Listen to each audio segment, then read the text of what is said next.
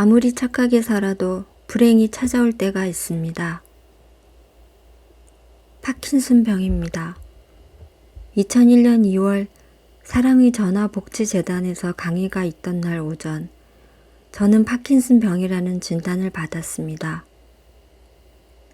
순간 새망치로 뒤통수를 얻어맞은 것처럼 멍해졌고 눈앞의 세상이 얼어붙었습니다. 그렇지만 강의를 취소할 수는 없는 노릇이었습니다.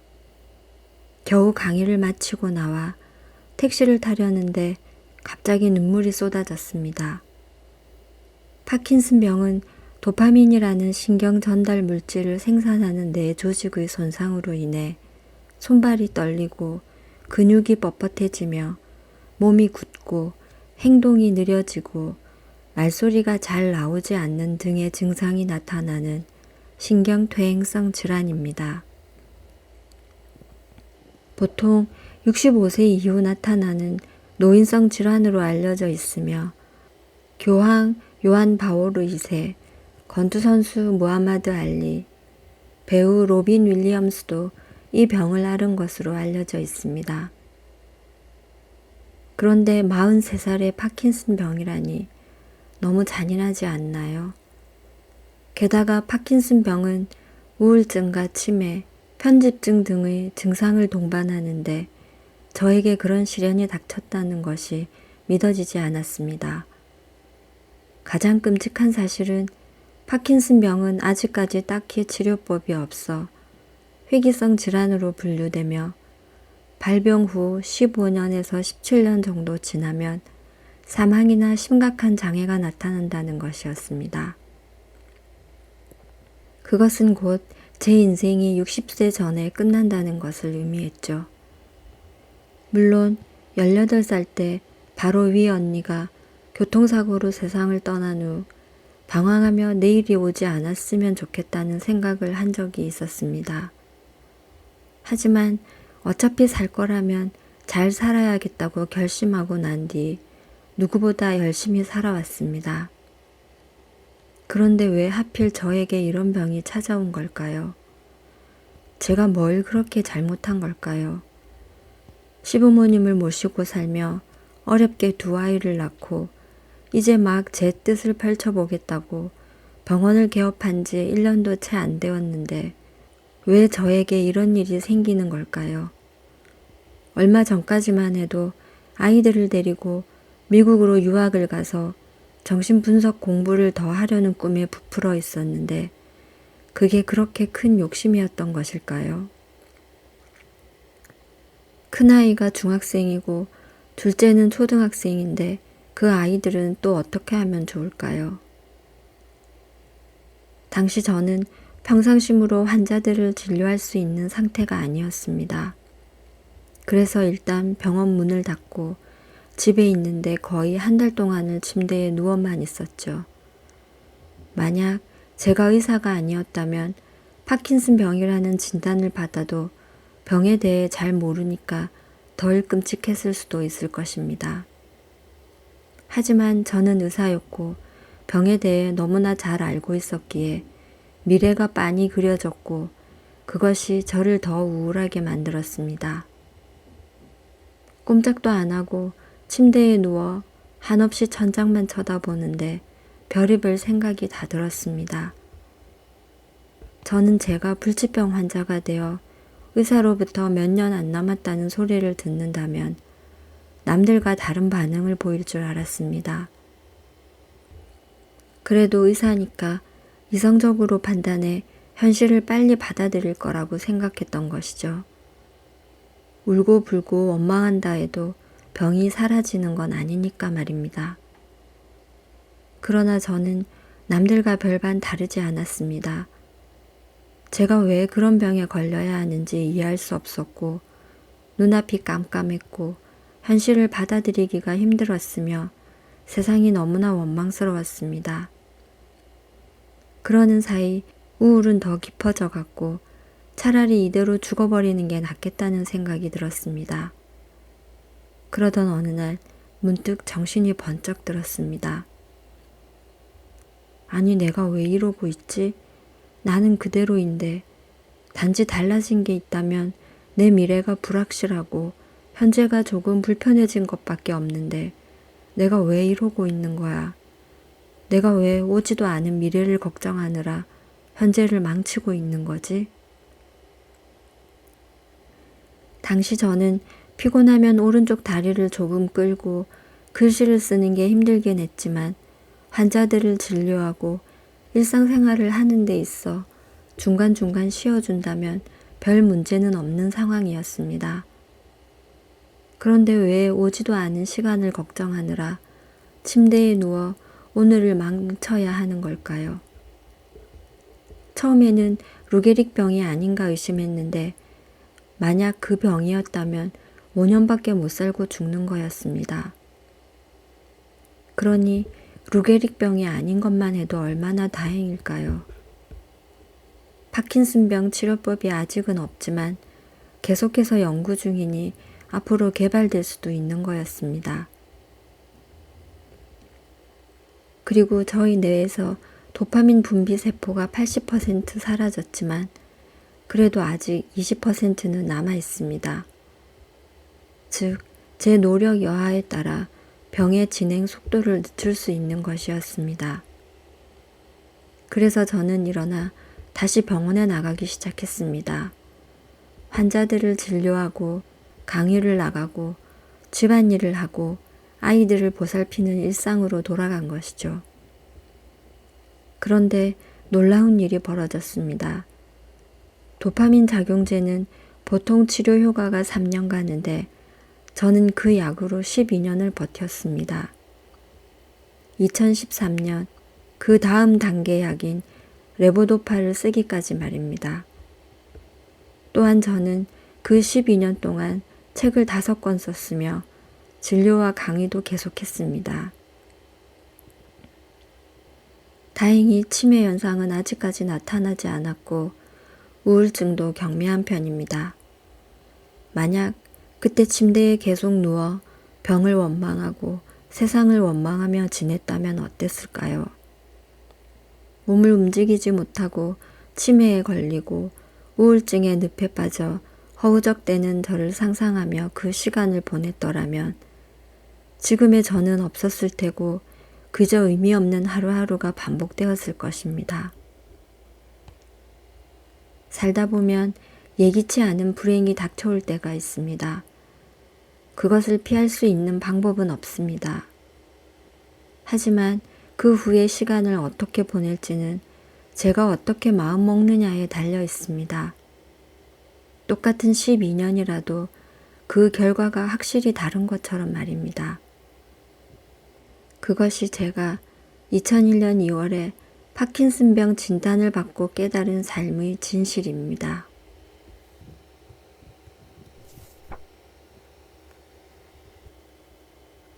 하나의 문이 닫히면 또 다른 문이 열립니다.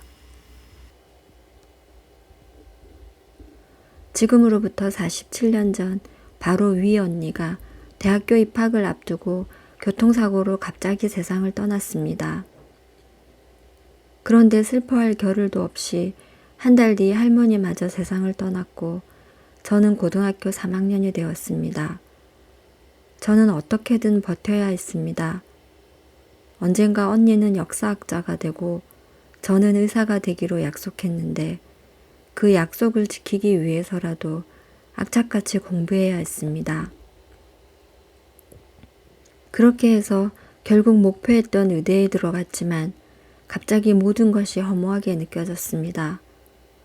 누구보다 저의 입학을 축하해 줄 언니는 곁에 없고 저 혼자 덩그러니 남았다는 사실이 저를 못 견디게 만들었습니다. 지금 생각해보면 그때 저는 언니가 죽고 난 뒤 버텨야 한다는 생각에 슬픔마저 꾹꾹 억누르고 있었는데 대학 진학 후에 그 슬픔이 터져버린 것이었습니다. 뒤늦은 애도를 하며 시작된 방황은 멈출 줄을 몰랐죠. 꿈 많던 언니를 순식간에 데려가 버리는 세상인데 제가 열심히 산들 무슨 소용이 있을까 싶었습니다. 모든 것이 부질없다는 생각에 방황을 거듭하고 있던 어느 날 사촌 오빠가 다가왔습니다. 해남아, 인생에 최선만 있는 건 아니야. 최선이 안 되면 차선이 있고 차선이 안 되면 차차선도 있는 법이거든. 그래서 끝까지 가봐야 하는 게 인생이야. 언니와 꿈꾸던 미래가 닫힌 순간 저는 모든 것이 끝났다고 생각했는데 다른 길이 있다는 것이었습니다. 심지어 무수히 많은 길이 있으니 여기서 인생이 끝났다고 단정짓지 말라는 것이었습니다. 당시 그 의미를 정확하게는 이해할 수 없었지만 그 말은 저에게 많은 위로가 되었습니다. 어쨌든 아직 끝은 아니니까 저는 또다시 살아봐야 하는 것이었죠. 어차피 살아야 할 인생이라면 잘 살고 싶었습니다.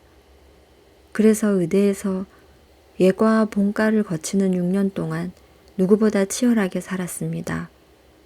인턴 과정도 우수한 성적으로 마쳤습니다. 그러다 보니 저는 당연히 대학병원에 남을 거라고 생각했죠. 대학병원에서 전문의를 따고 대학 교수가 되는 미래를 당연하게 꿈꾼 것이었습니다. 그런데 저 대신 다른 사람이 레지던트로 뽑히면서 저는 대학병원을 나가야 하는 상황에 처하게 되었습니다. 그동안 뭐든 잘한다는 칭찬만 듣다 보니 제가 잘난 줄로만 알고 있었는데 결과적으로 별 볼 일 없는 사람이 된 것 같은 기분이 들었습니다. 그 실망감과 절망감은 어떻게 표현할 수가 없었죠. 대학병원 대신 국립정신병원을 선택한 뒤 그것을 둘러보고 나오는데 툭 하고 눈물이 떨어졌습니다. 그곳에서 제가 레지던트 과정을 밟아야 한다는 사실이 믿기지 않았습니다. 저는 대학병원에 있어야 할 사람인데 왜 여기에 있는 걸까요? 생각할수록 비참하고 화가 나서 견딜 수가 없었습니다. 하지만 정말 인생은 살아보기 전에는 모르는 것이었습니다. 국립정신병원에서 레지던트로 3년을 보내면서 생각지 못한 다양한 경험을 했습니다. 정신치료법으로 약물치료뿐만 아니라 사이코드라마, 예술치료, 정신분석을 골고루 접하게 된 것이었죠.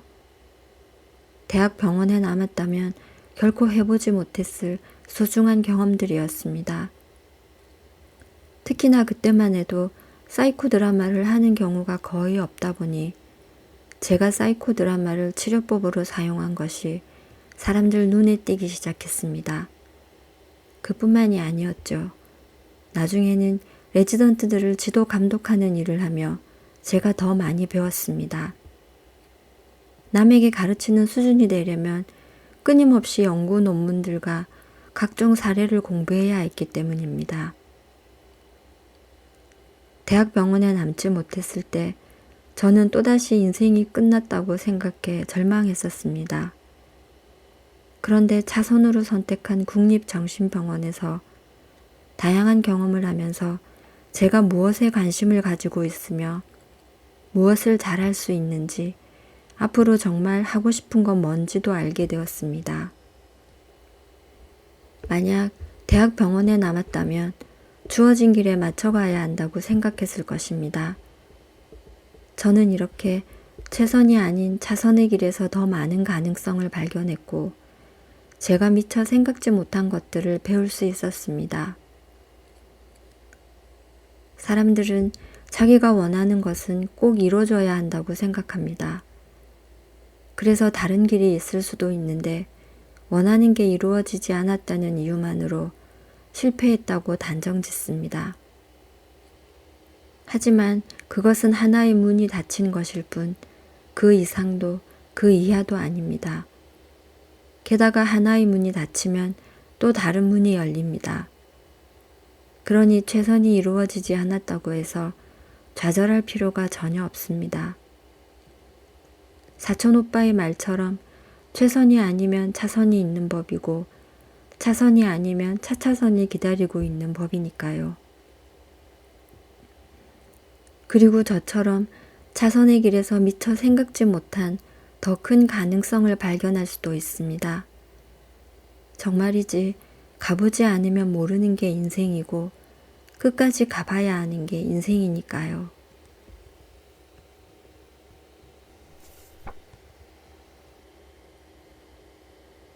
과거가 현재를 지배하도록 놔두지 말 것.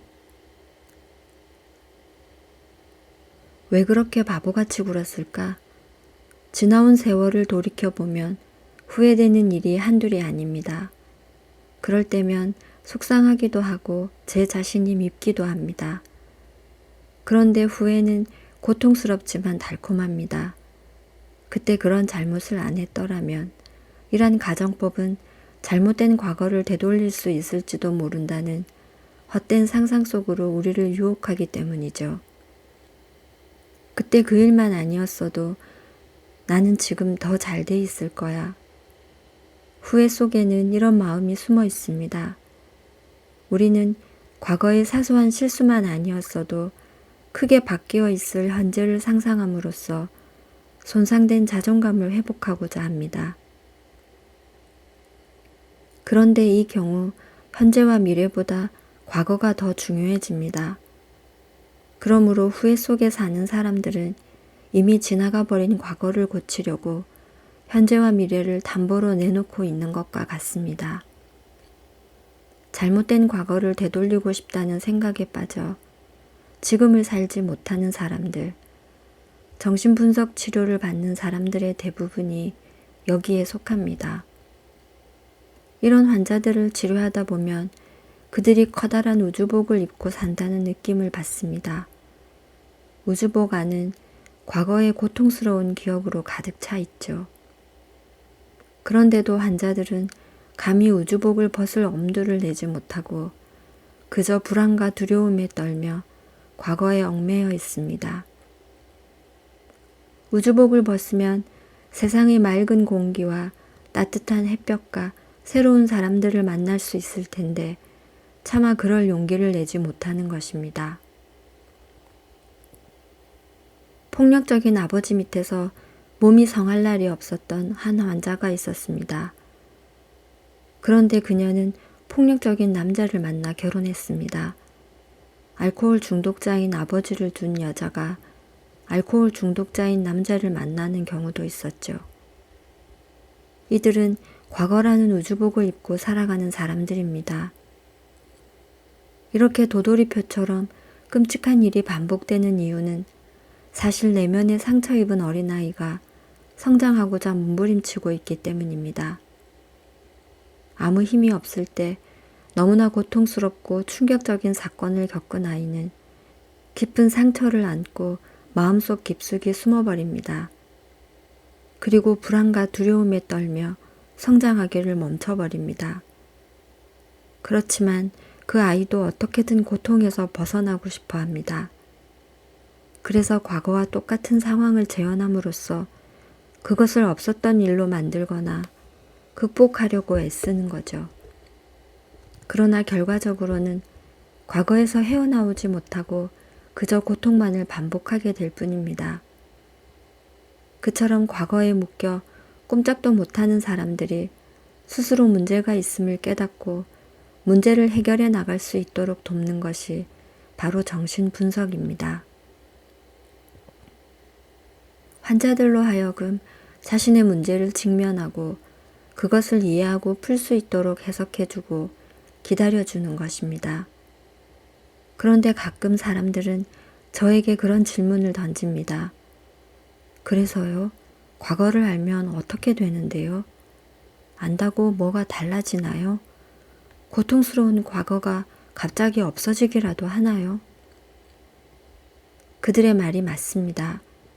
사람들 앞에만 가면 불안하고 도망치고 싶어지는 마음이 어릴 적 무서운 아버지가 조그만 실수에도 심하게 야단치고 벌을 주던 기억과 관련이 있는 것을 알았다고 해서 그게 무슨 소용이 있겠습니까? 그렇다고 무섭고 엄한 아버지가 갑자기 따뜻한 아버지가 되는 것도 아닌데 말입니다. 항상 다른 사람들의 눈치를 보고 그들의 요구를 잘 거절하지 못하는 것이 어릴 적 외갓집에 보내졌던 기억과 관련이 있다는 걸 알았다고 해도 그게 이제 와서 무슨 소용이 있을까요? 단지 알았다고 해서 달라지는 것은 없습니다. 이처럼 이론적으로 현재 자신이 겪는 불안과 두려움이 과거로부터 비롯된 것임을 알게 되는 것을 지식적 통찰이라고 합니다. 그런데 지식적 통찰은 큰 변화를 이끌어내지 못합니다. 중요한 것은 감정적 통찰입니다. 그것은 문제의 원인에 대해 아, 그렇구나 하고 가슴 깊이 느끼며 그동안의 슬픔과 두려움이 쏟아져 나오는 순간을 말합니다. 그리고 이 감정적 통찰이 우리를 변화시킵니다. 하지만 한 번의 통찰로는 불충분합니다. 사람은 변화하지 않으려는 속성을 가지고 있고 과거를 반복하려는 속성도 지니고 있기 때문에 통찰을 생활에 적용하기까지는 꽤 오랜 시간과 노력이 필요합니다. 한 걸음 전진하면 한 걸음 후퇴하고 또 한 걸음 전진하면 다시 한 걸음 후퇴하며 전진과 후퇴를 반복하는 것입니다. 그렇다면 영원히 과거에서 벗어나지 못하는 것일까요? 아무리 노력해봤자 안 되는 것일까요? 그럴 때 저는 말합니다. 시작이 반입니다. 일단 문제의 원인을 어렴풋하게나마 알게 되면 그 문제로부터 거리두기가 가능해집니다. 거절하지 못하는 이유가 거절당하는 것에 대한 두려움 때문인 것을 알고 나면 적어도 현재와 과거를 분리할 수 있게 됩니다. 그래서 다시 똑같은 상황에 놓였을 때 멈칫하게 됩니다. 아, 내가 똑같은 행동을 반복하고 있구나. 그러면 스스로 선택권을 쥐게 됩니다. 과거 속에서 살 것인가? 아니면 현재를 있는 그대로 직시할 것인가? 이때 현재의 고통이 과거에서 유래됐음을 아는 것만으로는 충분하지 않습니다. 마음속에서 어떤 일이 일어나고 있기에 지금과 같은 행동을 반복하게 되는지 자세히 알 필요가 있습니다.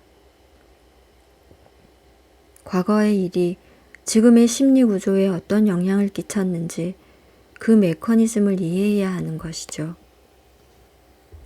사람들 앞에 나서기를 두려워하는 환자의 경우 어릴 때 외갓집에서 겪은 일들이 분노를 일으켰고 분노에 대한 죄책감 때문에 초자아가 지나칠 정도로 엄격하게 발달했으며 그래서 조그만 잘못도 심한 잘못처럼 느낀다는 사실을 이해해야 합니다.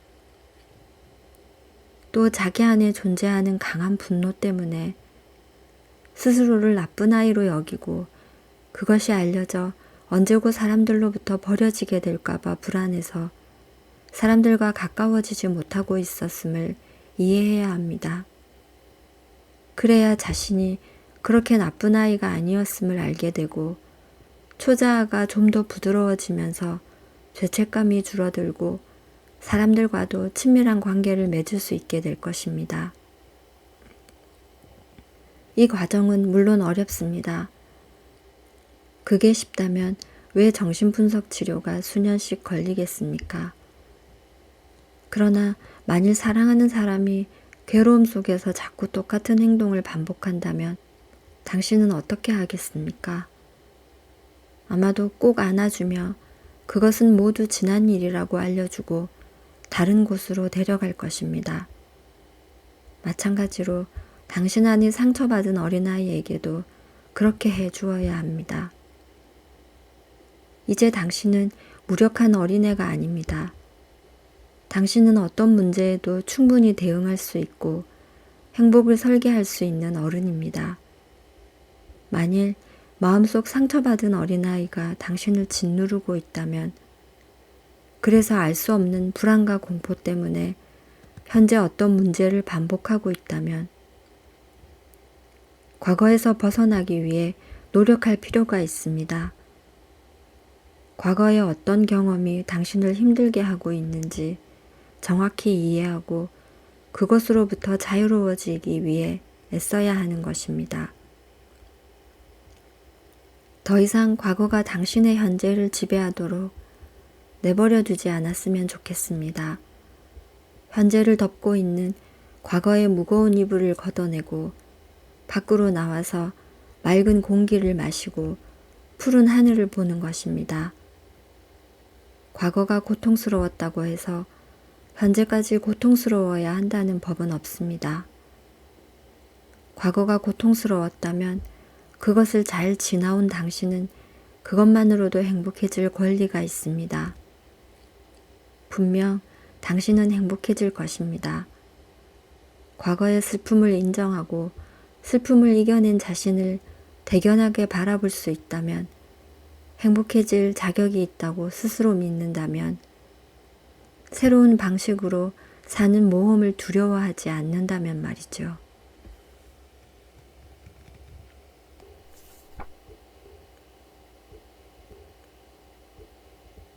그리고 조용히 죽음을 맞이할 것입니다. 톨스토이는 죽음을 두려워하던 작가였습니다. 그는 어려서부터 죽어가는 모습을 상상하고 죽음을 응시하며 그 두려움을 극복하려고 노력했습니다.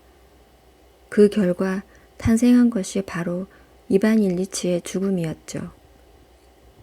평범하고 세속적인 법관 이반 일리치는 병의 통증이 악화되는 걸 느끼면서 자신의 죽음이 가까이 왔음을 깨닫기 시작했습니다. 그러나 그는 내가 죽어야 한다는 건 있을 수 없다. 그건 너무 끔찍한 일이다. 라고 말하면서 죽음을 받아들이지 못했죠. 그래서 죽음에 대한 공포로부터 달아나기 위해 일에 몰두하는 등 여러 시도를 해보지만 아무 소용이 없었습니다. 그는 부하가 치밀어 올랐습니다. 고통스럽고 참을 수 없이 답답해졌죠. 삶이 있었는데 지금은 떠나가고 있어. 근데 나는 그걸 붙들 수 없어. 내가 없어지면 뭐가 될까? 아무것도 안 될 거야. 정녕 죽어야 한단 말인가? 아니야, 그럴 수는 없어. 이반의 가족과 친구들은 그의 외로움과 고통을 이해하지 못했습니다. 오히려 그들은 이반에게 죽음이 가까이 왔다는 사실을 말하지 않았을 뿐더러 그가 죽지 않을 것처럼 가장했습니다. 아이러니컬하게도 이반을 가장 힘들게 한 건 바로 그 거짓이었습니다. 자신이 죽어가는 게 아니라 조금 아플 뿐이며 마음을 차분하게 가라앉히고 치료를 받으면 좋은 결과를 얻게 될 거라는 거짓말이 그를 가장 괴롭게 만든 것입니다. 심지어 주위 사람들은 이반이 거짓말에 동참해 줄 것을 강요하기까지 했습니다. 그럴 때마다 이반은 거짓말 그만해. 내가 죽을 것이라는 건 당신들도 잘 알잖아. 그러니 제발 거짓말만은 하지 말아줘. 라고 크게 소리 지를 뻔했습니다. 사람들은 당신은 죽을 겁니다. 라고 말하는 것을 매우 힘들어합니다. 잔인한 일이라고 생각하기 때문이죠. 그래서 죽음을 부인하고 거짓말을 합니다. 그러나 이 거짓말은 죽어가는 사람을 더 비참하게 만들고 죽음을 더욱 두려운 것으로 만들어버립니다.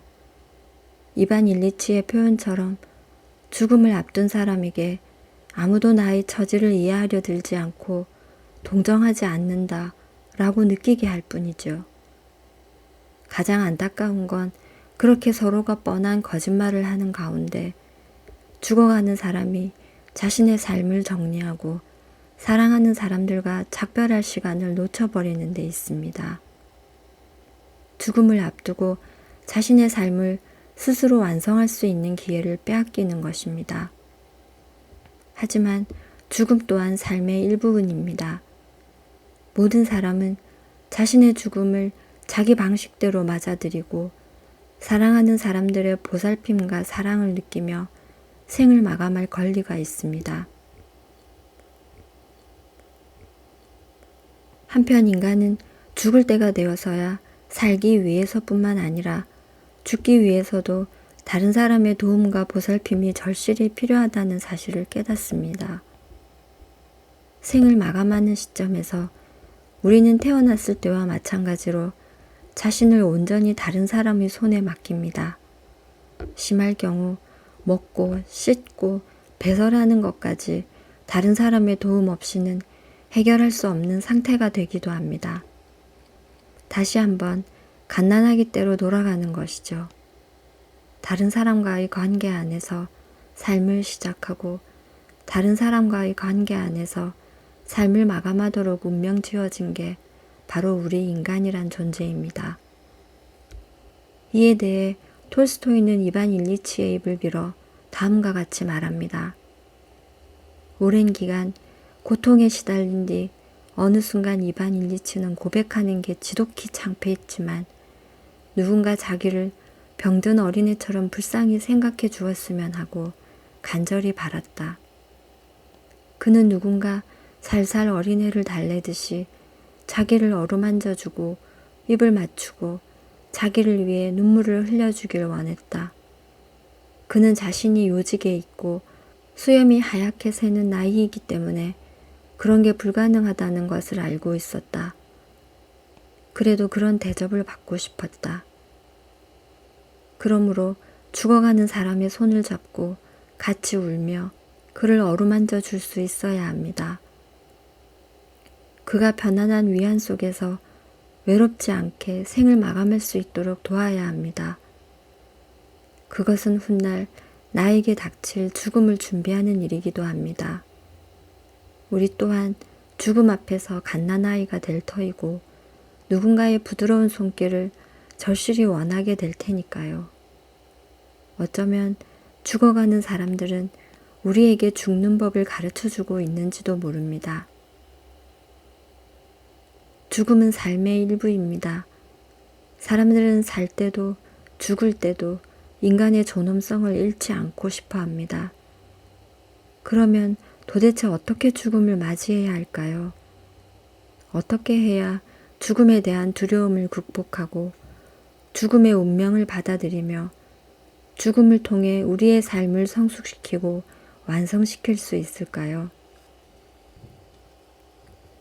22년 전 파킨슨병 진단을 받고 처음으로 죽을지도 모른다는 사실에 직면했을 때 저는 제가 좀 더 멋있을 줄 알았습니다. 하지만 저 또한 이반 일리치와 다르지 않았습니다. 제게 닥친 운명을 원망하고 분노했으며 한없이 겁에 질려 벌벌 떨었습니다. 이반 일리치의 생활은 가장 단순하고 가장 평범했기 때문에 가장 두려운 것이었다. 이반 일리치에 대한 묘사는 이렇게 시작됩니다. 그리고 이 짧은 문장 안에 우리가 죽음을 두려워하는 이유와 두려움 없이 조용히 죽음을 맞이하는 방법이 그대로 녹아들어 있습니다.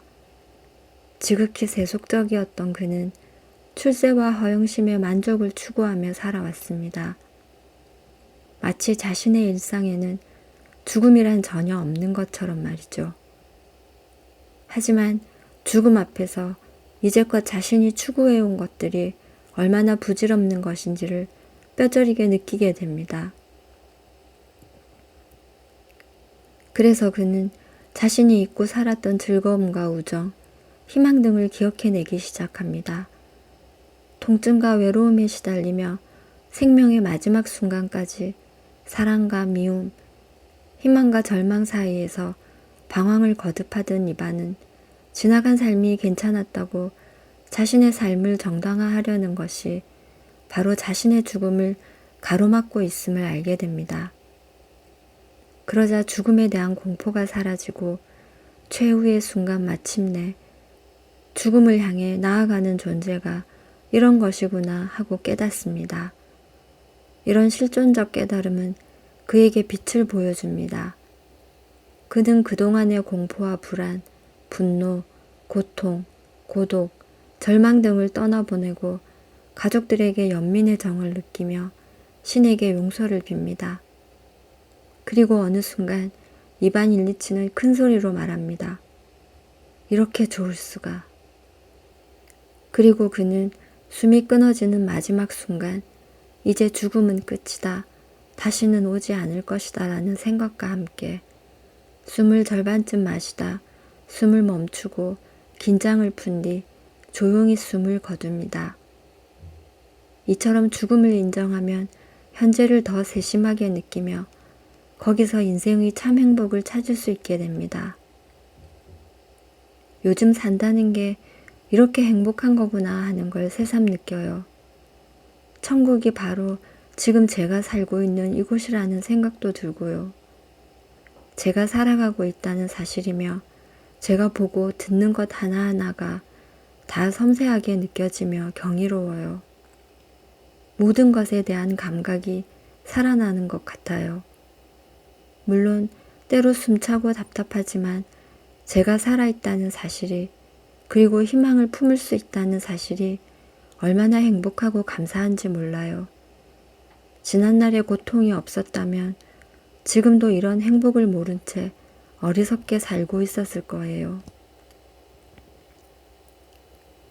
수년 동안 삶과 죽음의 갈림길에서 아슬아슬한 줄다리기를 하던 한 환자의 말입니다. 그녀는 난치성 폐결핵으로 이미 폐 한쪽은 수술로 없어졌고 나머지 폐마저 어떠한 항생제도 듣지 않는 결핵균에 점령당해 가쁜 숨을 몰아쉬며 검사 결과만을 초조하게 기다리면서 하루하루 살아가고 있었죠. 그동안 그녀는 우울증으로 치료를 받아왔는데 제가 할 수 있는 일이란 그녀의 얘기를 들어주는 일뿐이었습니다. 그런데 한동안 모습을 보이지 않던 그녀가 몇 달 만에 병원으로 찾아와 그런 말을 한 것이었습니다. 이제 더 이상 균이 발견되지 않으며 약도 끊었다고 했었죠. 그녀는 환한 미소로 오히려 저를 치료해주고 갔습니다. 이처럼 죽음에 대한 두려움을 극복하는 방법은 거창한 것이 아니라 바로 순간순간의 삶 속에 있습니다. 지금 이 순간을 충분히 느끼고 감사하면서 살 수 있다면 내가 세상을 떠날 때 내 손을 잡고 나를 다독여주며 나의 공포를 나눠 가질 사람을 만들 수 있다면 그의 손에 내가 이제껏 들고 있던 삶의 바통을 넘겨줄 수만 있다면 죽음이 그리 두렵지만은 않을 것입니다. 그리고 죽음은 끝이 아니라 삶의 연속된 한 부분이라는 사실을 받아들일 수 있다면 죽음은 오히려 내 인생을 최종적으로 완성시키는 과정이 될 것입니다. 저도 그렇게 조용히 죽음을 맞이하고 싶습니다. 그것이 저의 마지막 바람입니다.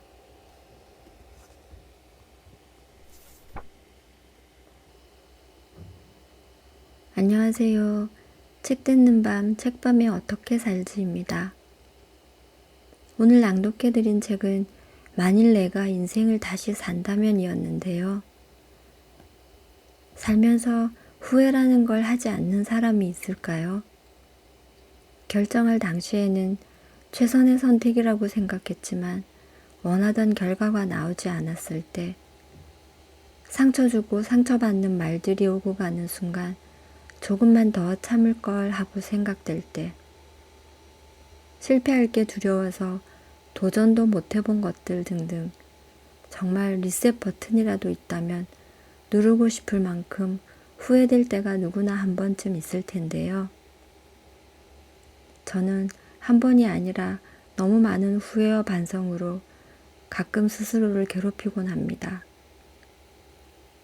이 책의 저자는 지금껏 살면서 한 가지 후회하는 게 있다면 스스로를 너무 닥달하며 인생을 숙제처럼 살았다는 것이라고 말하는데요. 의사로, 엄마로, 아내로, 며느리로, 딸로 살면서 늘 의무와 책임감에 치여 어떻게든 그 모든 역할을 잘 해내려 했었다고요. 그러다 22년 전 43살에 파킨슨병 진단을 받고 난 후에야 인생의 소중한 것들이 무엇인지를 돌아보게 되었다고 합니다. 그런 그녀가 만일 내가 인생을 다시 산다면이란 제목의 책으로 우리에게 말합니다. 부디 자신처럼 후회하지 않았으면 한다고요. 스스로를 너무 닥달하지 말고 매사에 너무 심각하지 말고 너무 고민하지 말고 그냥 재미있게 살았으면 좋겠다고 말입니다. 어떠신가요? 여러분도 저자처럼 괜한 후회로 스스로를 닥달하고 있지는 않으신가요? 그렇다면 그냥 재미있게 살았으면 좋겠다는 저자의 말을 기억하셨으면 좋겠습니다. 정말 사는 게 별거 아니라는 말이 맞다는 생각이 들 때도 많더라고요. 그럼 오늘 낭독은 이만 마치겠습니다. 감사합니다.